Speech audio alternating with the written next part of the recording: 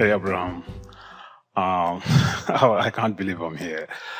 But anyway, I've been following your teachings for about 3 years, and in those 3 years, I've manifested some spectacular things.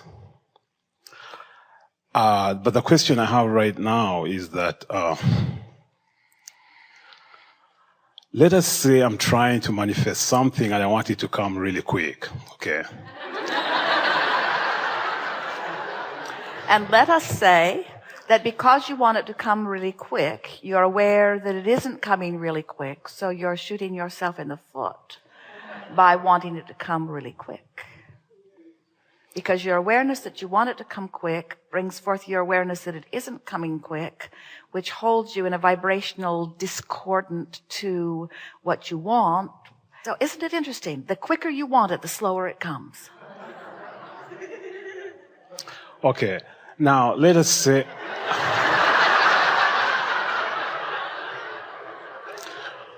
Okay, let us say that I'm using the meditation method.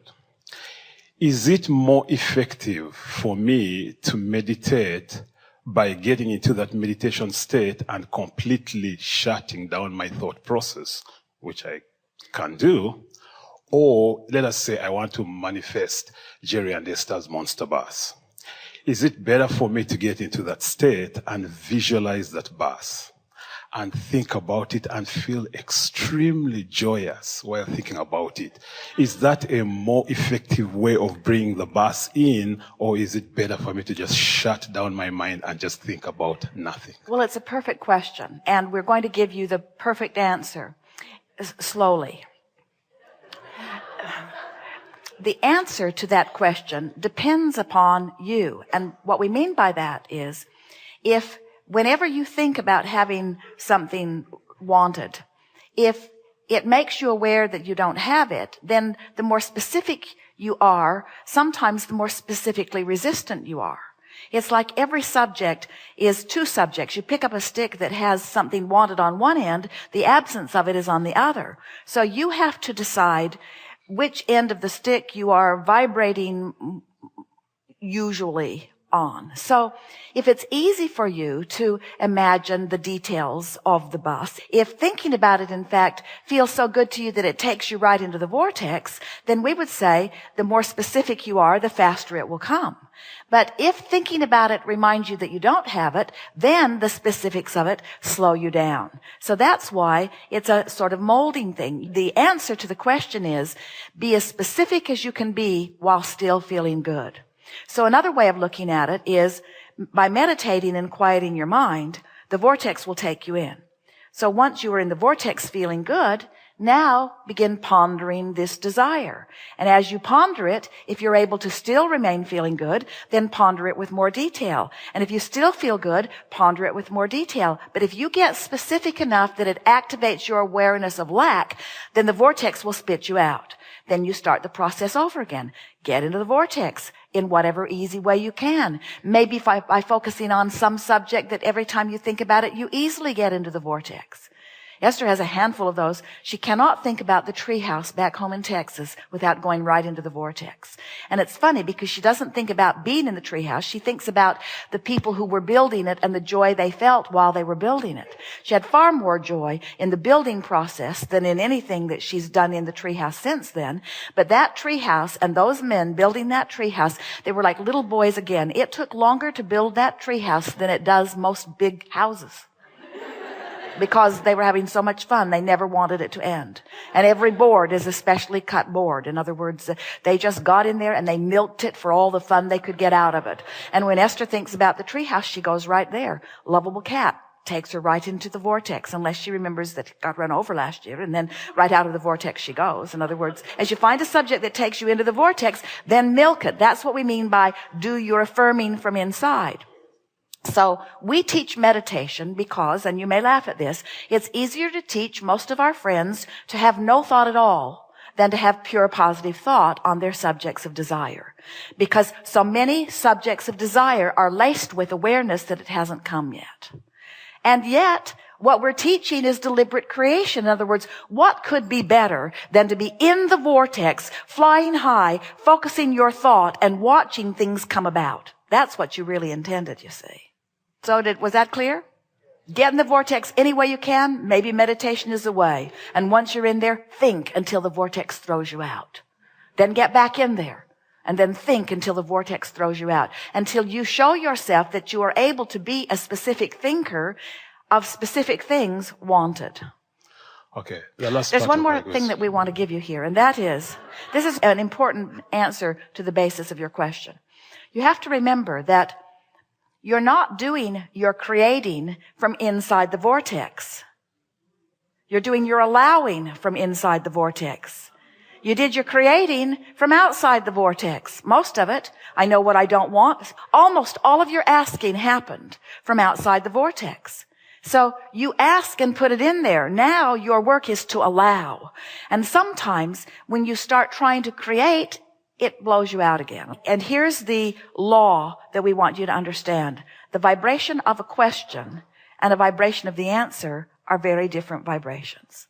The vibration of the problem and the vibration of the solution are very different vibrations. So when the problem has bounced you to the solution, can you see how your work is not to think your way in, but to feel your way in, or to quiet your mind and stop resistance? If you weren't doing that thing you do that keeps you from the vortex, you'd be in there. And that thing you do is thinking thoughts that are resistant to the vortex. So meditation, easy way in. Appreciation, easy way in. Chronic appreciation would hold you in the vortex. Chronic meditation would be a very boring life. Okay. I know source. I know I'm source. I know I'm perfect. I also understand the law of attraction. That which is alike unto itself is added. What I need more clarification about is that what is the exact difference between those two? How do they relate? How do they... Okay, I know law of attraction is like gravity. It's a law. But what is the real separation between source and law of attraction? Well, law of attraction is an across-the-board law that responds to all vibration. Source is a vibration. Law of attraction is responding to vibration. So that's why we say, as you explore here in the contrast of your physical world and you expand, source takes that expansion and holds the vibration of that expansion. Then law of attraction responds to that vibration, and that's what fleshes out the vibration and makes it the manifestation that then you call real world. So the difference between law of attraction and source is that source is a vibration that law of attraction responds to. Is there such thing as which one is more powerful? Well, the law of attraction responds to a vibration that's offered, and we like the direction of your question because all that has been lived has culminated into this vortex of creation that you are right now calling source. In other words, this source is a pure vibration that holds no resistance. So when law of attraction responds to this pure vibration that holds no resistance, that's why eternity is assured. And that's why well-being is promised, you see. So here's human out here worrying about this, shooting that one, killing that one, robbing from that one, plundering that one, worrying about all kinds of things. But as man has those experiences, he asks for improvement, which source becomes. And so that's why we can unequivocally state to you that this source that you want to call God or source, we're calling it all that is, that expanded vibrational reality is the synthesizing and the best that is erupted out of all that has been lived. Ooh, it's so powerful. That's why we can stand here and assure you that well-being is the order of your universe, and that while as a human you can temporarily pinch yourself off from it, that the well-being of all that is and the well-being of your planet is assured, because when you ask, it is given. And there aren't enough of you, even though it's all of you, there aren't enough of you in physical form to pinch yourself off simultaneously from that which is source to do any real damage to this well-being that is promised that source has become. In other words, that's old news anyway. Over here is where life is, you see. That's why we never worry about your planet becoming deteriorated or it disintegrating or life becoming less, because it defies the laws of the universe. The contrast makes it become more. And even no matter what the state of it is that you all might be examining and calling, look at the way life is, we say, whatever is the state of being that any of you are looking at, it's old news. And that old news has produced new, better news that source is a vibrational equivalent to. That's why you must know your planet is not in peril. Thank you, Abraham. Did we get there? Absolutely.